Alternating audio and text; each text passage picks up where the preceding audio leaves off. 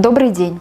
2020 год богат на события, и одним из таких событий будет 5 декабря. Весь русский православный мир будет отмечать знаменитое событие – 400 лет со дня рождения протопопа Аввакума. Национальная библиотека к этой дате подготовила небольшой проект, и сегодня мы поговорим с вами о теме старообрядчества в русской живописи.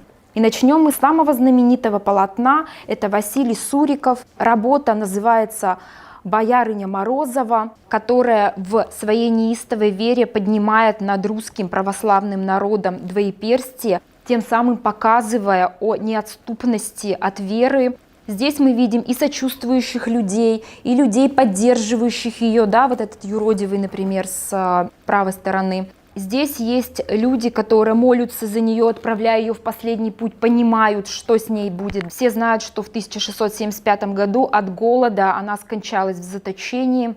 И здесь мы уже видим, что ее образ истощен. Из красивой молодой женщины она превратилась уже в сухую, старую пожилую женщину, но она сильна духом, и она смотрит вверх, как бы ища благословения. В конце XIX века Михаил Нестеров задумывает цикл работ «Христовы невесты». И одна из таких работ, наиболее значима в его творчестве, называется «Великий постриг», написанная в 1898 году. Для Михаила Нестерова образ святой Старой Руси олицетворяли именно старообрядцы, староверы. Поэтому огромный цикл, огромный пласт жизни Михаил Нестеров посвятил именно образу староверов. В работе он изобразил девушку, которую ведут две послушницы под руки.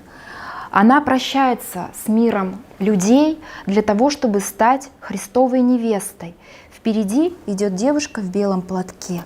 Она олицетворяет надежды, несбывшиеся надежды этой девушки. Михаил Нестеров эту работу написал под впечатлением одной из своих историй — мимолетной роковой любви. Он встретил девушку в Кисловодске, которая сделала предложение молниеносно и скоро, но, к сожалению, перед свадьбой она отказала ему, сказав, что мечты ее не в этом, и она хотела бы идти к своей мечте. И вот как раз под впечатлением этого мимолетного романа Михаил Нестеров пишет о женской судьбе, о женских мечтах, о несбывшихся надеждах. Еще одна работа Михаила Нестерова, посвященная жизни старообрядцев, это работа «Пустынник», написанная в 1888-1889 году. Образ пожилого человека, который смотрит внутрь себя, ведет внутренний диалог с самим собой. Он тихонько улыбается своей жизни, он доволен своей жизнью. В его руках четки,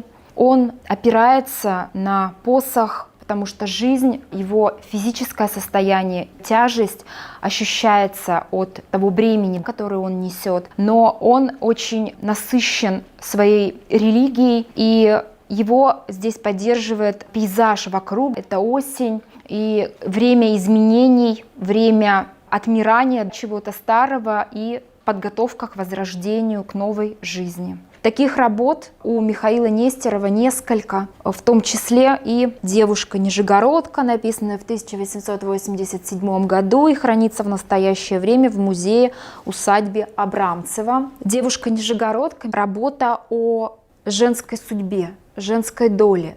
Это общее впечатление о девушке, которая приняла для себя мир Бога, ушла из мира людей и решила посвятить себя старообрядчеству. Здесь мы видим, что глаза ее уходят в темноту, под платок. Образ ее тонкий, изящный. Мы видим женские черты. Она молода. У нее впереди еще огромное будущее, но она приняла для себя решение быть с Богом, уйти из мира людей. Через год после свадьбы у Михаила Нестерова умерла его любимая жена Маша после родов. Ее образ очень долго преследовал Михаила Нестерова. И в 1887 году он принимает решение написать свою знаменитую работу «Христова невеста», которая изображает его жену Марию, ушедшую из мира людей в прямом смысле. Здесь же девушка изображена, ушедшая из мира живых людей в мир Бога, но существующая физически. И вот этот искренний, тонкий, Опять-таки образ внутри себя, разговор, диалог с собой. Эта женщина, девушка молодая, покорно сложила руки впереди, да, на переднем плане мы это видим. Ее образ чист.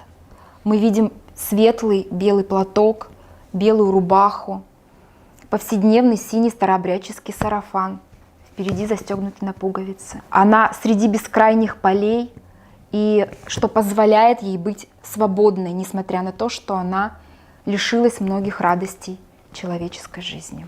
Перед вами работа Ивана Куликова «Старинный обряд благословения невесты в городе Муром», работа 1909 года. Старообрядческая свадьба — это, как правило, пышная церемония, хлебосольная церемония. Мы видим, что родители невесты благословляют ее хлебом, солью и с иконой. Пол застелен соломой, невеста стоит на коленях, покоренная своей судьбе. Здесь же мы видим, с интересом на нее смотрит младшее поколение, скорее всего, это ее сестра. Гости, которые спокойно наблюдают всю церемонию. До этой церемонии невеста не ела сутки, постилась, причащалась, плакала, прощаясь со своей жизнью в доме родителей. Мы видим, что работа выполнена в ярких тонах, синих, розовых, красных, голубых, для того, чтобы показать праздничность данного процесса.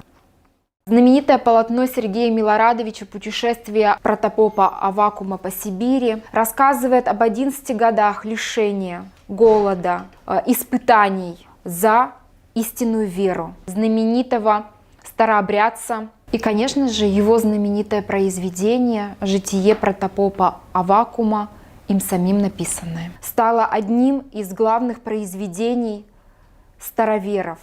Произведение Григория Мясоедова «Сожжение протопопа Аввакума» рассказывает о завершающем этапе его жизни на земле. Это окончание его миссии, связанной с верой, с истинной верой, как он считал. Он прикован к столбу и заглядывает в глаза каждому смотрящему на него, которые собрались проводить его в последний путь.